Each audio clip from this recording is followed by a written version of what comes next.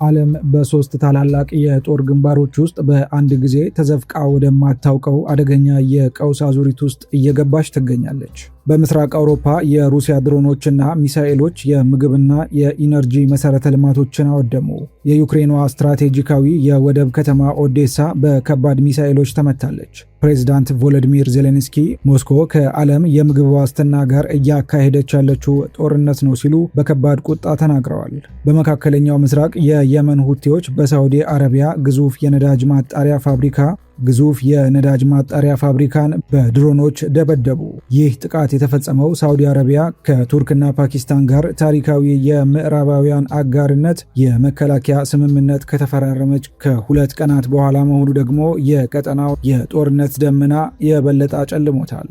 በሌላ በኩል ደግሞ ቴሄራን የሆርሙዝ ወሽመጥን ለመክፈት ከዋሽንግተን የጉዳት ካሳ፣ የጦርነት ስጋት ማቆሚያና ማዕቀቦች መነሳትን በቅድመ ሁኔታነት አስቀምጣለች።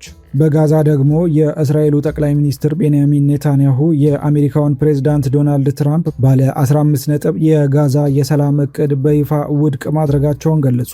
ሰላም ጤና ይስጥልን ውድ የቻናላችን ቤተሰቦች እንደምን ቆያችሁን? የዓለምን የጂኦፖለቲካ ሚዛን የሚቀይሩና ዓለም አቀፍ የኢኮኖሚና ወታደራዊ ውጥረቶችን የያዙ አነጋጋሪ ሰበር መረጃዎችን በጥልቅ ትንተና ይዘንላችሁ ቀርበናል። ቪዲዮውን ላይክና ኮመንት በማድረግ እንድትጀምሩ እንዲሁም ሰበር መረጃዎችን ስንለቅ በፍጥነት እንዲደርሷችሁ ቻናላችንን ሰብስክራይብ በማድረግና የደወል ምልክቷን በመጫን የቤተሰባችን አባል ይሁኑ። እስከ ቪዲዮ ፍጻሜ ድረስ አብራችሁን በመቆየት መረጃዎቹን ተከታተሉ።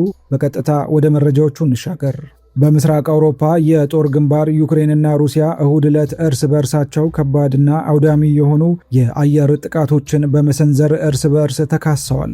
በምስራቅ ዩክሬን የምትገኘውና ሁልጊዜም የጦርነቱ ሰለባ የሆነችው የካርኪቭ ከተማ በድጋሚ የከባድ ሚሳኤል ጥቃት አስተናግዳለች። ባለብዙ ፎቅ የመኖሪያ አፓርታማ ህንፃ ላይ በተሰነዘረ ጥቃት የ3 ሰዎች ሕይወት ሲያልፍ 37 ሰዎች ደግሞ ከባድና ቀላል ጉዳቶች ደርሰውባቸዋል። በተመሳሳይ ሰዓት ደግሞ የሩሲያዋ ቤልጎርድ ክልል ባለስልጣናት እንደገለጹት የዩክሬን ድሮኖች ድንበር ተሻግረው በፈጸሙት ጥቃት 5 ሰዎች ሲሞቱ 25 ሰዎች ቆስለዋል። ነገር ግን የዕለቱ እጅግ አሳሳቢና ዓለም አቀፍ ትኩረትን የሳበው ጥቃት የተፈጸመው በደቡባዊ ዩክሬን በምትገኘው ታሪካዊና ስትራቴጂካዊ የወደብ ከተማ ኦዴሳ ላይ ነው።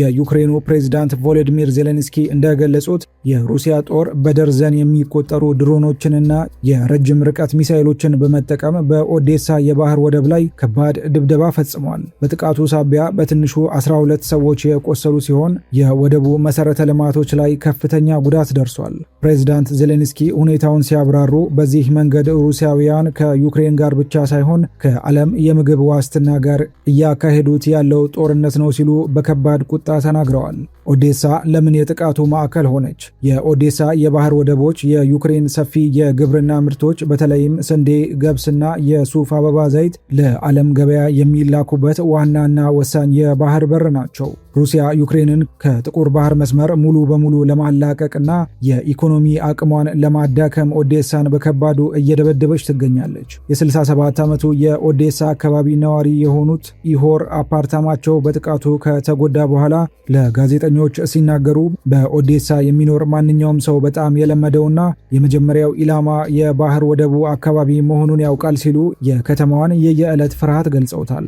ጦርነቱ ግን በኦዴሳ ብቻ አላቆመም። ሩሲያ እሁድ ዕለት ብቻ በሌሎች 9 የዩክሬን ክልሎች ላይ ተመሳሳይ የአየርና የሚሳኤል ጥቃቶችን ፈጽማለች። በሌላ በኩል ዩክሬንም ቢሆን እጇን አጣጥፋ አልተቀመጠችም። ሩሲያ ጦርነቱን የምታካሂድበትን የነዳጅና የገንዘብ ምንጭ ለማደናቀፍ በማለም በጥቁር ባህር ውስጥ በሚንቀሳቀሱ የሩሲያ የነዳጅ ጫኝ መርከቦች እንዲሁም ሌሎች የጭነት መርከቦች ላይ እሁድ ዕለት 3 ተጨማሪ ድንገተኛ ጥቃቶችን ፈጽማለች።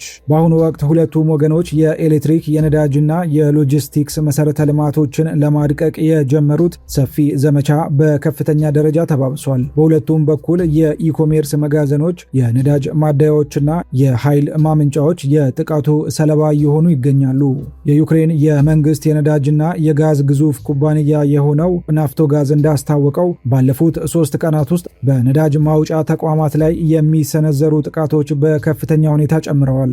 የዩክሬን የኢነርጂ ሚኒስቴር በበኩሉ ሩሲያ በኦዴሳ ክልል በሚገኙ የኃይል ማመንጫዎች ላይ ባደረሰችው ጥቃት ሳቢያ በከተማዋ ከፍተኛ ቁጥር ያላቸው ነዋሪዎች በአንድ ሌሊት የመብራት ኃይል ማጣታቸውን ገልጸዋል። በኋላ ላይ ግን ጥረት ተደርጎ የኤሌክትሪክ ኃይል እንዲመለስ ተደርጓል። የሩሲያ የመከላከያ ሚኒስትር በጥቃቱ ላይ በሰጠው መግለጫ በኦዴሳና በአቅራቢያዋ በሚገኘው ቾርኖሞርስክ ወደቦች ውስጥ ለዩክሬን ጦር ኃይሎች ጥቅም ሲውሉ የነበሩ የነዳጅ ማከማቻዎችንና ወታደራዊ መጋዘኖችን በትክክል መምታቱን አስታውቋል። የዚህ አጥፊ ጦርነት መስፋፋት ያስጨነቃቸው የቫቲካኑ ርዕሰ ሊቃነ ጳጳሳት የ4 ዓመት ከግማሹን ገዳይ ጦርነት በአስቸኳይ እንዲያበቃ ጥሪያቸውን አቅርበዋል። ጳጳሱ ለጸሎት ከተሰበሰቡ ምዕመናን ፊት ቀርበው አሳዛኝ ክስተቶች እየተባባሱ በመምጣታቸው ሕፃናትን ጨምሮ ቁጥራቸው ከጊዜ ወደ ጊዜ እየጨመረ የመጣ የሲቪል ተጎጂዎችን አስከትሏል። ይህ እልቂት ሊቆም ይገባል ሲሉ አሳስበዋል። ከምስራቅ አውሮፓ ወደ መካከለኛው ምስራቅ ስንሻገር የጂኦፖለቲካ ውጥረቱ ይበልጥ አደገኛ ደረጃ ላይ ደርሷል። ከኢራን ጋር አጋርነት ያላቸው የየመን ሁቲዎች እሁድ ዕለት የሳውዲ አረቢያን ግዙፍ የነዳጅ ኩባንያ የሆነውን የሳውዲ ኢራኮም የጃንዛ የነዳጅ ማጣሪያ ፋብሪካን በድሮኖች ማጥቃት መጀመራቸውን ይፋ አድርገዋል። ይህ ጥቃት የተፈጸመበት ጊዜ እጅግ ስትራቴጂካዊና አነጋጋሪ ነው። ጥቃቱ የተሰነዘረው ሳውዲ ከቱርክና ፓኪስታን ጋር ታሪካዊ የመከላከያ ስምምነት ከተፈራረመች ከ2 ቀናት በኋላ ነው። ዩናይትድ ስቴትስ እና እስራኤል በኢራን ላይ ባደረጉት ጦርነት ምክንያት ቀጠናው ወደ ከፍተኛ አለመረጋጋት በገባበት በዚህ ወቅት ሳውዲ ከሁለቱ የሱኒ ሙስሊምና ወታደራዊ አቅም ካላቸው አገራት ቱርክና ፓኪስታን ጋር የመሰረተችው ጥምረት አዲስ ምዕራፍን ከፍቷል። የዚህ አዲስ ስምምነት ዋና መሰረት በሶስቱም አገራት ላይ የሚፈጸም ማንኛውም የትጥቅ ጥቃት በሁሉም ላይ እንደተፈጸመ ጥቃት ተቆጥሮ በጋራ መከላከልን ያካትታል። ነገር ግን ሁቲዎች በጃዛን የነዳጅ ማጣሪያ ላይ ጥቃት ካደረሱ በኋላ ፓኪስታንም ሆነ ቱርክ ለሳውዲ የቅርብ ጊዜ ጥቃቶች በሚሰጡት ምላሽ ላይ ይሳተፉ እንደሆነ ወይም እንዴት እንደሚተባበሩ እስካሁን ግልጽ የተደረገ ነገር የለም። የሁቲዎች ወታደራዊ ቃል አቀባይ ያህያ ሳሪ በኤክስ ገጻቸው ላይ ባስተላለፉት መግለጫ ሁቲዎች በቀን 400,000 በርሜል የድፍድፍ ነዳጅ የሚያመርተውንና በደቡብ ምዕራብ ሳውዲ የሚገኘውን የጃዛን ማጣሪያ ፋብሪካ በድሮኖች መምታታቸውን ገልጸዋል። በተጨማሪም በቀይ ባህር ላይ የምትገኘውን ያንቡ ከተማን መትተዋል። ሳሪ በሌላ መግለጫቸው ደግሞ ሁቲዎች በየመን ቀይ ባህር የወደብ ከተማ ሞቻ ላይ የሚሳኤልና የድሮን ጥቃቶችን ፈጽመናል ብለዋል። ይህች በየመን መንግስት የምትመራው የሞቻ ወደብ ደቡባዊውን ቀይ ባህር ከኤደን ባህረ ሰላጤና ከህንድ ውቅያኖስ ጋር የሚያገናኘው ስትራቴጂካዊው የባቤል ማንዴብ ወሽመጥ አቅራቢያ የምትገኝ በመሆኗ ለሳውዲ አረቢያ የሆርሙዝ ወሽመጥ ከተዘጋ ዋና አማራጭ መስመሯ ነበረች። የሳውዲ ኢነርጂ ሚኒስቴር በበኩሉ በነዳጅ ማጣሪያው ላይ የእሳት አደጋ መከሰቱን አረጋግጦ ነገር ግን እሳቱን በፍጥነት መቆጣጠሩንና ምንም አይነት ከባድ ጉዳት አለመድረሱን ገልጿል። ነገር ግን በየመን የጦር ግንባር ውጊያው እየከፋ ነው። የየመን ወታደራዊ ቃል አቀባይ እንደገለጹት ሁቲዎች በሞቻ ወደብ ላይ ባደረሱት ጥቃት 7 ሰዎች የተገደሉ ሲሆን በወደቡ መሰረተ ልማት ላይ ከፍተኛ ጉዳት ደርሷል። የየመን አየር መከላከያ በወደቡ በንግድ መርከቦችና ማከማቻዎች ላይ የተተኮሱ 11 የሁቲ ድሮኖችን መቶ መጣሉን አስታውቋል።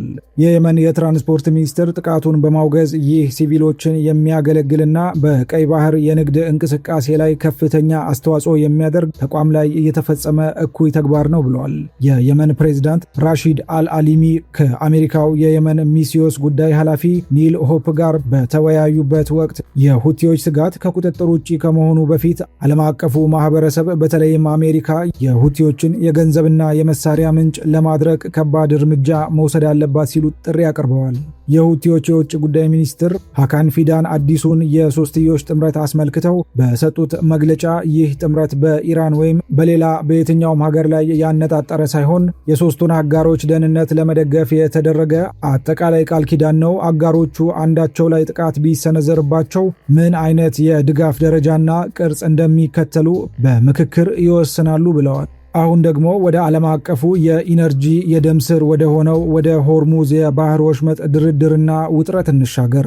ኢራን ከኦማን ጋር በሆርሙዝ የባህር ወሽመጥ በኩል አዲስ የመርከብ መስመሮችን የሚወስን የመጨረሻ ስምምነት ላይ ልትደርስ እንደሆነ ተናግራለች። ነገር ግን ስትራቴጂካዊው የውሃ መስመር እንደገና ከመከፈቱ በፊት አሜሪካ ከባድ ቅድመ ሁኔታዎችን ማሟላት እንዳለባት ደጋግማ ገልጻለች። የኢራን የውጭ ጉዳይ ሚኒስትር አባስ አራግቺ እንደገለጹት ቴህራን ወሽመጡን እንድትከፍት ከተፈለገ አሜሪካ የሚከተሉትን ዋና ዋና ቅድመ ሁኔታዎች ማሟላት አለባት። አንደኛ፣ የጉዳት ካሳ። አሜሪካና እስራኤል በኢራን ላይ ባደረሱት ሰፊ ጥቃት ለደረሰው ውድመት አሜሪካ ካሳ እንድትከፍል። ሁለተኛ፣ የወታደራዊ ስጋት ማቆሚያ። በኢራንና በአጋሮቿ ሊባኖስ፣ ፍልስጤም፣ የመንና ኢራቅ ላይ የሚሰነዘሩ ጥቃቶችና የወታደራዊ ስጋቶች በአስቸኳይ እንዲቆሙ። ሶስተኛ፣ የባህር ኃይል እገዳ መነሳት። አሜሪካ በባህረ ሰላጤውና በኢራን ወደቦች ላይ የጣለችውን የባህር እገዳ እንድታነሳ። አራተኛ፣ ማዕቀቦችና ንብረት። በኢራን ላይ የተጣሉ የኢኮኖሚ ማዕቀቦች እንዲነሱና የታገዱ የኢራን ንብረቶች እንዲለቀቁ።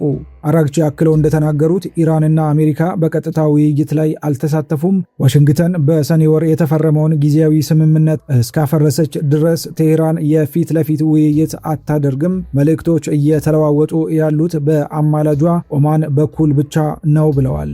በሌላ በኩል የአሜሪካው ፕሬዝዳንት ዶናልድ ትራምፕ ከአክሲዮስ ጋር ባደረጉት ቃለ ምልልስ የአሜሪካን ጥንካሬ ለማሳየት ሞክረዋል። አሜሪካ ከኢራን ጋር በሚደረገው ድርድር ላይ ጠንካራ አቋም አላት። ከነርሱ ጋር በከፊል ብቻ ነው የምንደራደረው። ኢራን በአሁኑ ወቅት ከፍተኛ የዋጋ ግሽበትና ምንም ገንዘብ የሌላት ሀገር መሆኗን እየተመለከትን ነው ብለዋል። ነገር ግን ከጀርባው ያለው እውነታ ውስብስብ ነው። አሜሪካ በሐምሌ ወር በባህረ ሰላጤው ውስጥ የኢራን መርከቦችን እገዳ በመጣሏ ኢራን የተኩስ አቁሙ ተጣሰ በማለት ወሽመጡን ዘግታለች። አሁን ላይ የአሜሪካ ባለስልጣናት እንደሚሉት ኢራን የገባችውን ቃል ካከበረች ዋሽንግተን በኢራን ወደቦች ላይ የጣለችውን እገዳ ለማንሳት ዝግጁ ናት። ነገር ግን ሁኔታው አሁንም በስጋት የተሞላ ነው። የተባበሩት አረብ ኤምሬት ቅዳሜ ዕለት እንደገለጸችው ኢራን ከመንግስት የነዳጅ ኩባንያ ጋር ግንኙነት ባለው መርከብ ላይ ጥቃት ፈጽማለች። የኢራን አብዮታዊ ጥበቃ ቡድን ያለ ቴህራን ፈቃድ በሆርሙዝ ለማለፍ የሚሞክሩ መርከቦችን እንደሚያጠቃ ማስጠንቀቁ ይታወቃል። ይህ የሆርሙዝ ወሽመጥ መዘጋትና የሁቲዎች በቀይ ባህር ላይ የሚያደርሱት ጥቃት ተደራርቦ የዓለም አቀፍ የነዳጅና የንግድ ፍሰት ላይ ከፍተኛ መስተጓጎልን ፈጥሯል።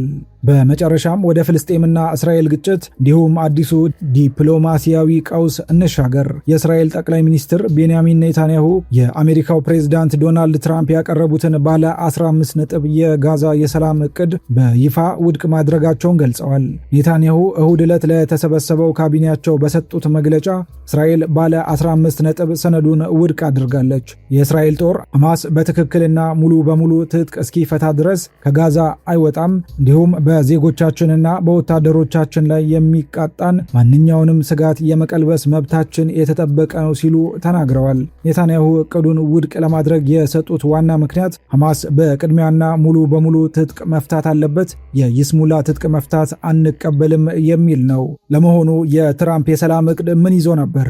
ትራምፕ ዘላቂ ሰላምና ደህንነት ለማምጣት ትልቅ እርምጃ ብለው የጠሩት ባለ 15 ነጥብ እቅድ የሰላም ቦርድ መመስረትን፣ የሐማስ ትጥቅ መፍታትን፣ የእስራኤል ወታደሮች ደረጃ በደረጃ ከጋዛ እንዲወጡ እንዲሁም የጋዛን መልሶ ግንባታ የሚያካትት ነበር። ሐማስ በበኩሉ ለቢቢሲ በሰጠው ምላሽ ለስምምነቱ ያለውን ቁርጠኝነት እንደገና ያረጋግጣል ብለዋል። ነገር ግን ሐማስ ከባድ መሳሪያዎቹን የሚያስረክበው እስራኤል ጥቃቷን ስታቆምና ወታደሮቿን ከጋዛ ስታስወጣ መሆኑን ገልጾ አደራዳሪዎች ስምምነቱን ሁሉም አካላት ተግባራዊ ማድረጋቸውን እንዲያረጋግጡ ጥሪ አቅርበዋል። የኔታንያሁ አቋም ከአሜሪካ ጋር ያላቸውን ግንኙነት አደጋ ላይ ጥሎታል። ኔታንያሁ በትራምፕ እቅድ ደስተኛ ባይሆኑም የቅርብ አጋራቸውን ትራምፕን በቀጥታ ማስቆጣት ስላልፈለጉ አቋማቸውን ለማሳወቅ ጊዜ ወስደው እንደነበረ ተንታኞች ይናገራሉ። ኔታንያሁ አሁንም ከአሜሪካ ባለስልጣናት ጋር ውይይት እያደረጉ መሆናቸውን ገልጸው አሜሪካውያን ሐሳቦች አሏቸው፣ አንዳንዶቹ ተቀባይነት ያላቸው ሲሆኑ ሌሎቹ ደግሞ ለቀጠናው ደህንነት ቅቡልነት የሌላቸው ናቸው። እኛም በእነዚህ ጉዳዮች ላይ የራሳችንን ጠንካራ አቋም እንይዛለን ብለዋል። ይህ በእንዲህ እንዳለ እስራኤል የመጀመሪያ የተኩስ አቁም ከተደረገ በኋላ በጋዛ ላይ ወታደራዊ ጥቃቷን አጠናክራ ቀጥላለች። የተከበራችሁ ውድ ተመልካቾቻችን በዩክሬን ኦዴሳ ወደብ ላይ ከደረሰው ከባድ ውድመት ጀምሮ የሁቲዎች በሳውዲ አራኮም ላይ የፈጸሙት ጥቃት፣ አዲሱ የቱርክ ፓኪስታን ሳውዲ ጥምረት፣ የሆርሙዝ ወሽመጥ የካሳ ድርድርና ኔታንያሁ የትራምፕን የጋዛ የሰላም እቅድ ውድቅ ማድረጋቸው የዛሬ ዋና ዋና መረጃዎቻችን ነበሩ። እነዚህ ተደራራቢ የዓለም ቀውሶች ወዴት የሚያመሩ ይመስሏችኋል? አስተያየታችሁን በኮሜንት መስጫው ላይ አጋሩን። ቪዲዮን ከወደዳችሁት ላይክ ማድረግና ለወዳጆቻችሁ ሼር ማድረጋችሁን አትርሱ። ለቻናላችን አዲስ የሆናችሁ ደግሞ አሁኑኑ ሰብስክራይብ በማድረግ እንዲሁም የደወል ምልክቷን በመጫን የቤተሰባችን አባል ሁኑ። በቀጣይ ሰበር መረጃዎች እስከምንገናኝ ድረስ ቸር ሰንብቱን።